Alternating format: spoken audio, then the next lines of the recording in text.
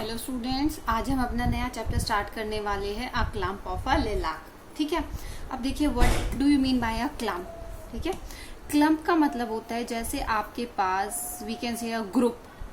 ठीक है, clump of lilac मतलब एक ग्रुप में या झुंड में हमारे पास कोई भी ट्रीज का ग्रुप हो, मतलब जहाँ पे बहुत सारे ट्री हो एक साथ। ठीक है, या बहुत सारे हमारे पास प्लांट्स हो एक साथ, मतलब in a group we can say. ठीक है, लिलाक हमारा क्या है, एक फ्लावरी प्लांट होता है। फाइन, तो ये स्टोरी है किसके बारे में। लिलाक एक फ्लावरी प्लांट होता है जिस पर हमारे पर्पल कलर के में फ्लावर्स आते हैं, उसके प्लांट्स के ग्रुप जो था उसके बारे में ये स्टोरी है छोटी सी। ठीक है, इस स्टोरी में देखिए हम क्या पढ़ेंगे। Perseverance, hard work and quick wit create a successful trio that makes us understand and overwhelm even the toughest of time in life। मतलब perseverance मतलब आप रेगुलर किसी चीज के लिए एफर्ट करते रहते हैं। हार्ड वर्क और हमारी प्रेजेंस ऑफ माइंड जो है, हमें जो भी चीज़ हम समझना चाहते हैं उसको करने में हमारी प्रेजेंस ऑफ माइंड, हमारी प्रिजर्वेरेंस का मतलब होता है कि आप कंटिन्यूअसली किसी चीज़ की तरफ अपना एफर्ट डालें। ठीक है, मतलब आप उस चीज़ को रिपीटेडली करते जाएं अगर आपको वो नहीं भी आती है। फाइन, तो one day you will get success in your life. Fine, तो वो क्या चीज़ है कि हमारे पास हम कड़ी मेहनत करते हैं, उस काम को बहुत अच्छे से लगन के साथ रिपीटेडली करते रहते हैं। ज़रूरी नहीं कि हमें फर्स्ट टाइम में परफेक्शन मिल जाए। और हमारी जो क्विक विट है, मतलब क्विक विट मतलब आप कितने हाजिर जवाब हैं किसी चीज़ को लेकर, मतलब आपकी प्रेजेंस ऑफ माइंड कैसी है। फाइन, उस चीज़ के बारे में ये कि आप अगर लाइफ में टफ से टफ टाइम भी आता है तो आप इन सब चीज़ों से उनको ओवरकम कर सकते हैं। ठीक है, तो ये स्टोरी हमारे पास किस चीज के बारे में है। This story is about an army officer who draws a map. एक आर्मी ऑफिसर था जिसने एक मैप ड्रॉ किया था और लास्ट में क्या हुआ था, green paint fall in one corner of the map. ठीक है, और लास्ट में जब जैसे ही उसका वो मैप कंप्लीट हुआ, लास्ट में एक ग्रीन स्पॉट आ गया उस मैप पर। ठीक है, उसके एक मैप के कॉर्नर पर। तो हाउ डज हाइड इट, उसने उसको कैसे छुपाया, इस चीज के बारे में आपका ये जो चैप्टर है या स्टोरी है, this is all about this. Fine, देखिए तो इसमें क्या है। As soon as his wife open the door, Nikolai Yevgrafovich, क्या नाम है, निकोलिया येवग्राफोविच एल्मोसोव। ठीक है, इस वर्ड को एटलीस्ट 5 to 10 टाइम्स आप रीड करना। ठीक है, nicknamed Kolya, strode into the study without removing his overcoat or cap. His wife saw his gloomy face and understood that something unfortunate had happened. मतलब जैसे ही उसकी वाइफ ने दरवाजा खोला, किसकी वाइफ ने, निकोलिया येवग्राफोविच एल्मोसोव। ठीक है, इसकी वाइफ ने जैसे ही दरवाजा खोला, इसका क्या निकनेम था, कोलिया। ठीक है, उसने देखा कि कोलिया क्या अपने स्टडी रूम में बैठा हुआ है और जैसे बाहर से आते हैं हमने अपनी ड्रेस चेंज नहीं की, वो वैसे ही बैठा हुआ था। ठीक है, विदाउट रिमूविंग हिज ओवरकोट और कैप, जैसे वो बाहर गया था ओवरकोट पहनकर कैप पहनकर वैसे ही बैठा हुआ था। उसकी वाइफ ने देखा उसका फेस कैसा था, ग्लूमी फेस। ग्लूमी मतलब सैड, उदास। ठीक है, and understood that something unfortunate had happened. उसने उसका उदास फेस देखा और वो समझ गई कि कुछ अनफॉर्चुनेट उसके साथ हुआ है। Fine, Elmesov the poor young officer, Elmesov जिसका नाम कोलिया था, वो आर्मी ऑफिसर है जिसके बारे में स्टोरी है। ठीक है, तो वो क्या था, एक बेचारा यंग ऑफिसर था। ठीक है, मतलब एक यंग ऑफिसर था जो कि अपने had just turned from the staff college. ठीक है, जो अपने स्टाफ कॉलेज से वापस आया था, had just return from the staff college. Today he had shown his professor the last and the most difficult piece of practical work. क्या था, अ लोकल मैप। तो जैसे ही वो अपने स्टाफ कॉलेज से वापस आया, ठीक है, तो आज उसने क्या किया था अपने कॉलेज में, आज उसने अपने प्रोफेसर्स को अपना लास्ट वर्क दिखाया था जो कि सबसे डिफिकल्ट वर्क था। वो डिफिकल्ट वर्क क्या था, प्रैक्टिकल वर्क था। उस प्रैक्टिकल में उसको क्या करना था, एक लोकल मैप ड्रॉ करना था, ठीक है। Until now his examination had gone well, but only his wife knew the work he had to do. मतलब अभी तक उसके एग्जामिनेशन बहुत अच्छे गए थे, लेकिन उसे और सिर्फ उसकी वाइफ को ही पता था कि उसने इस एग्जामिनेशन के लिए कितना हार्ड वर्क किया है, ठीक है। मतलब अनटिल नाउ अभी तक उसके एग्जामिनेशन बहुत अच्छे गए थे, बट उसकी वाइफ को ही सिर्फ पता था कि कितना वर्क उसने किया है अभी तक के काम के लिए। मतलब how hard working he is, how hard work he does, है ना, कितना हार्ड वर्किंग है वो, और उसने अभी तक कितना हार्ड वर्क किया है अपने एग्जामिनेशन के लिए। From the beginning his entrance into the college had seemed almost impossible. मतलब कि बिगनिंग में उसका एंट्रेंस जो कॉलेज था, मतलब जैसे कि हमें कॉलेज में एंट्री चाहिए होती है, मतलब हमें एडमिशन चाहिए होता है, ठीक है। तो बिगनिंग में ऐसा लग रहा था कि उसके कॉलेज में जो एंट्री है वो बहुत ही मुश्किल है, मतलब ना के बराबर, इम्पॉसिबल। मतलब उसको वहां पर एडमिशन नहीं मिलेगा, वो वहां पर अपना काम अच्छे से नहीं कर पाएगा, फाइन। तो उसको वहां पर एंट्री नहीं मिलेगी कॉलेज में, ठीक है। For 2 years he had tried to get through the examination and it was only at the third attempt that he had succeeded. मतलब वो लास्ट 2 years से वहां पर एडमिशन के लिए, एग्जामिनेशन के लिए ट्राई कर रहा था, but this was for the third time. मतलब अब उसका थर्ड टाइम, मतलब थर्ड अटेम्प्ट था। थर्ड अटेम्प्ट ने उसने उसमें एडमिशन ले, मतलब he got the entry in the college, ठीक है। Without his wife he would never have found enough energy and would have given up. मतलब अगर उसकी वाइफ उसके साथ नहीं होती तो शायद वो ये नहीं कर पाता, ठीक है। उसके पास इतनी एनर्जी शायद नहीं आती कि वो वहां पर एंट्रेंस ले पाए। मतलब उसकी वाइफ ने उसको बहुत सपोर्ट किया, ठीक है। तो उसकी वाइफ क्या, कौन थी, वेरा। वेरा ने उसको बहुत हेल्प किया और उसका स्पिरिट हाई रखा। मतलब उसको बहुत एनर्जी देती रही, एनर्जी इन द सेंस कि उसको मोटिवेट करती रही कि yes you can do, how you can do. वो उसके हर काम में हेल्प करती थी, ठीक है। She had learn to meet every failure.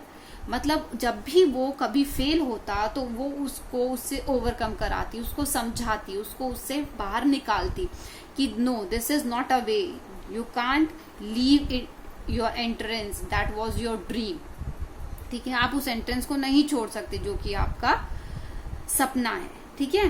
With a clear almost gay and countenance. मतलब कि वो उसने उसको, मतलब बड़ी जो एंट्रेंस था उसके लिए कितना इम्पोर्टेंट था, उसमें उसके लिए बहुत उसने हिम्मत दिखाई उसको और उसका साथ दिया। She had gone without any luxury in order to surround him with the modest comfort which was necessary for a man who was doing brain work. She copied his papers, drew his plan, read for him and was generally of great help. मतलब कि उसने कभी अपनी luxuries की तरफ ध्यान नहीं दिया, ठीक है। उसने कभी अपनी लग्जरीज की तरफ ध्यान नहीं दिया। वो हमेशा यही सोचती थी कि जो ब्रेन वर्क पर्सन करता है, मतलब जो इंसान दिमाग का काम करता है, जैसे you are studying, you are doing a brain work, ठीक है, you are doing a brain work. तो जो पर्सन ब्रेन वर्क करता है उसके लिए जो लग्जरीज इंपॉर्टेंट होती हैं वो उस चीज पर ध्यान देता था, ठीक है। उसकी वाइफ ने कभी अपनी लग्जरीज की तरफ ध्यान नहीं दिया। She always thought that what his husband want, fine. So what type of luxuries his husband needed, as he is doing brain work.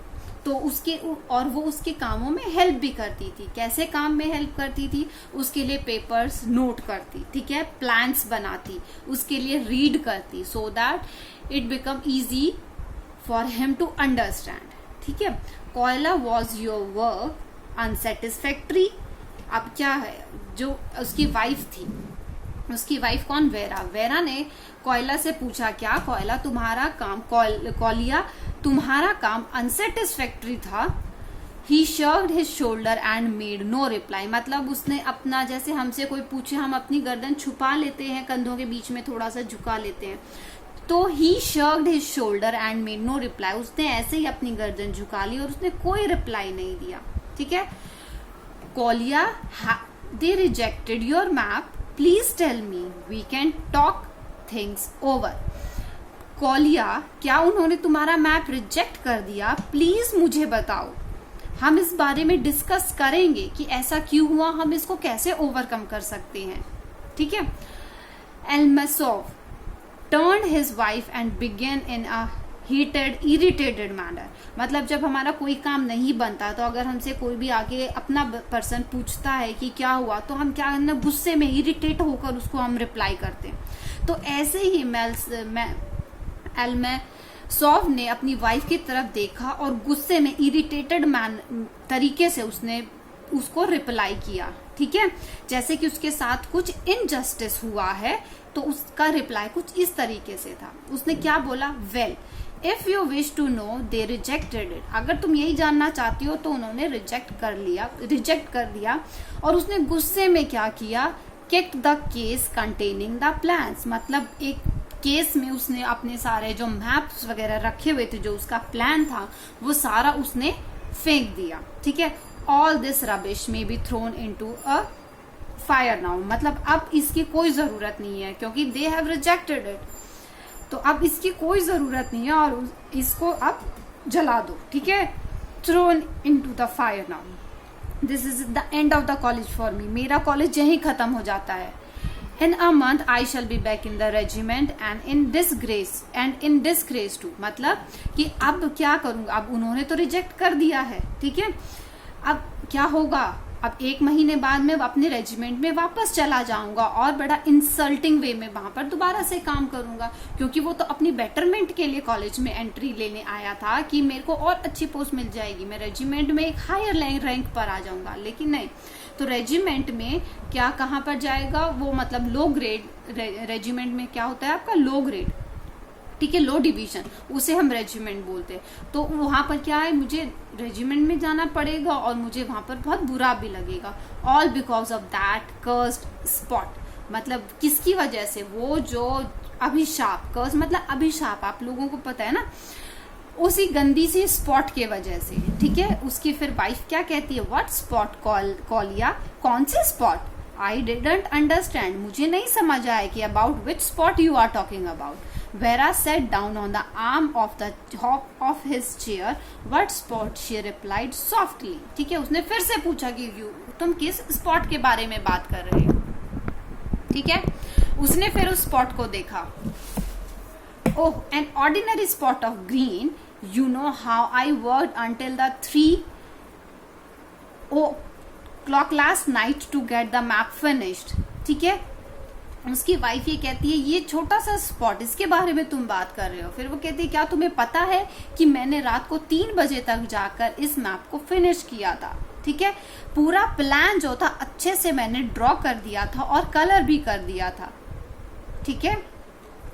ये सब उन लोगों ने भी मुझे बोला। किन लोगों ने? जिन्होंने उसका जो एग्जामिनर थे। ठीक है। ये सब उन लोगों ने भी बोला। Well as I was sitting last night completely exhausted, my hand trembled and I made a spot on it.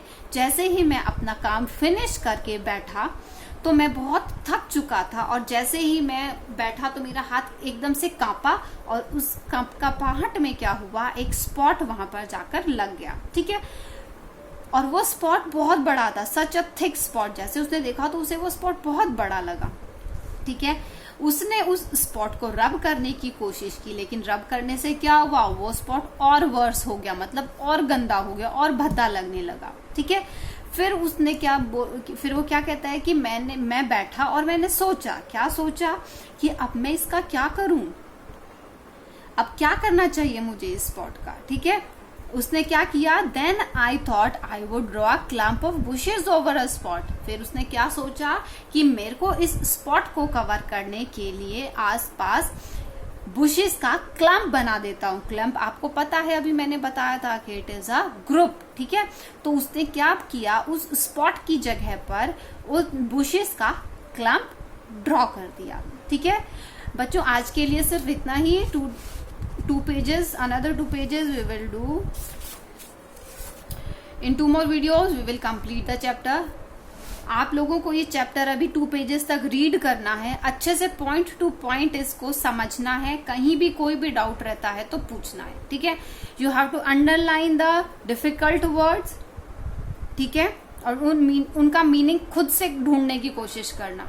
Fine, इनके डिफिकल्ट वर्ड का मीनिंग खुद से ढूंढने की कोशिश करना। हाँ, और नहीं मिलता है तो आप मुझे मैसेज ड्रॉप करें कि मैम इस वर्ड का मीनिंग मुझे समझ नहीं आया, ठीक है। नहीं तो हम लास्ट में जब इस चैप्टर के वर्ड मीनिंग करेंगे तो जो एक्स्ट्रा वर्ड्स मुझे लगेंगे आपको पता होने चाहिए वो मैं आपको लिखवा दूंगी, ठीक है।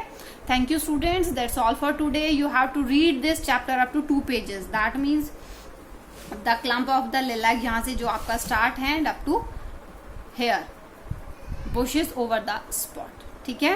That's all for today. Thank you students.